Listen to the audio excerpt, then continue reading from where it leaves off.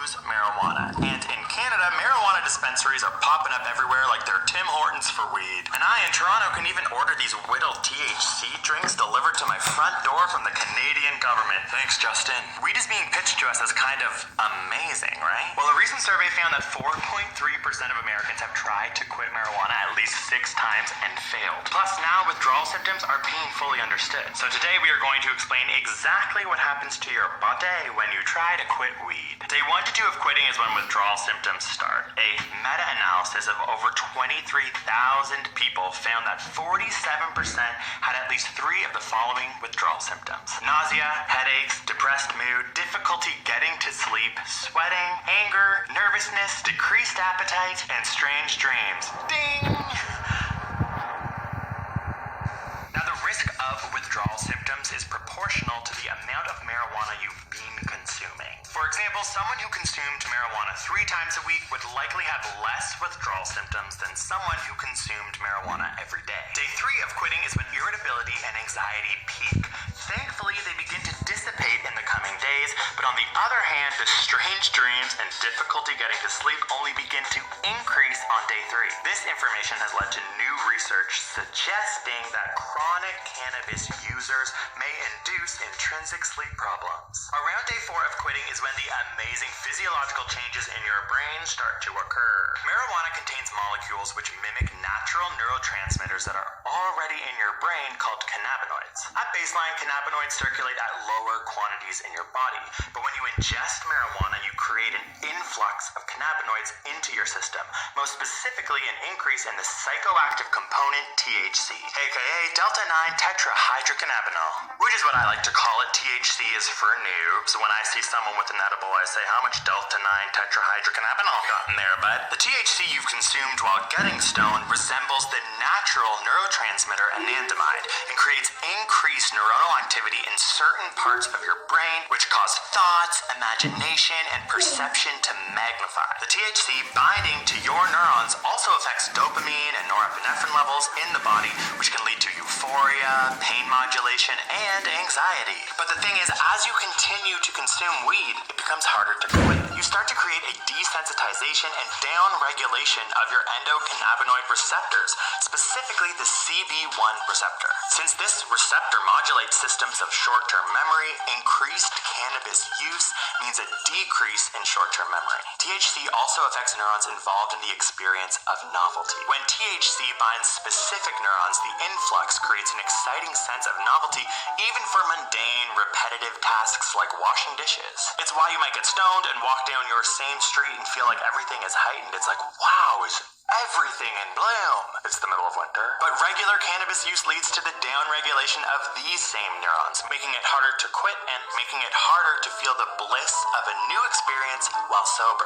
After too much weed, you might go to Paris for the first time and see the Eiffel Tower and be like, that's it? Is it a lighthouse? Oh, it's pointless. Okay, cool. Should we go up it? No, let's not go up it. We should just go home. But thankfully, on day 4 of quitting marijuana, the CB1 cannabinoid receptors will likely have returned to normal functioning. Essentially, it only takes around 4 days of quitting marijuana for the neuronal changes in your brain to go back to baseline. Now, this is new research, and I think it is important that we continue to study this, especially as the popularity of weed skyrockets. We need lots of long-term evidence about how this could be affecting our brains. I am focusing on how the THC affects the systems in your body. How you get that THC into you might involve smoking, and the act of smoking could have lasting effects on your lungs. But there is actually a specific way that the THC in your system can have longer impacts on your neurology in your brain. If you consume too much marijuana during development, such as in adolescence, you can create long-term neurophysiological effects. So yeah, I started smoking weed in grade 10, which by definition is adolescence, so whoopsies. As a closeted gay kid in a high school with no other gay kids, I was sort of drawn to that stoner skater crowd because, to be honest, they were the most fashionable. I also always had this gay voice, so when people would come up to me and be like, you're gay, I'd be like, actually no, I'm sort of like a quirky, cool, like skater, bro?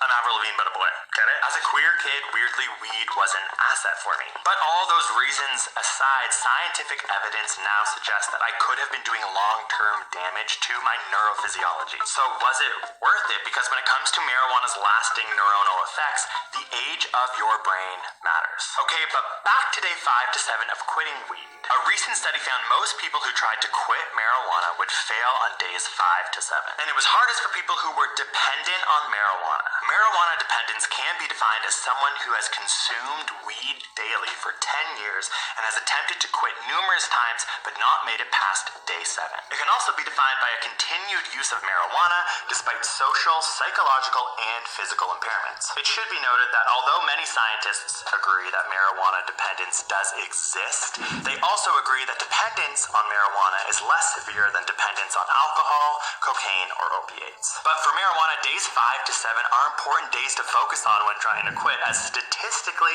they are the biggest hurdle. I mean, I feel this. I still consume weed. Yes, it's been decades. Thankfully not daily, but I do wonder if I'm dependent.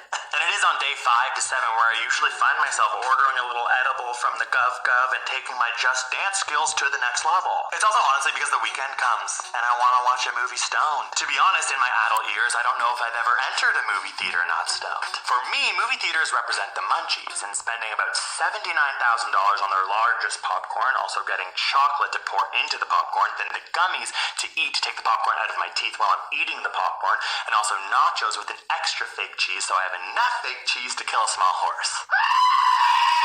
But finally, if you make it to day 28 of no weed, all withdrawal symptoms disappear, your affected endocannabinoid system and CB1 receptors will return to baseline, and you might be able to understand a movie. So I'm not saying that you just have to go out there and quit weed right now, for example. That's not what I'm planning to do. But I think it's really important to understand what will happen to you if you do decide to quit. Life is hard, and I do think that education and learning is what allows you to make the best choices for you. And I think science shows us that quitting weed isn't as easy as we might think it is. You can click a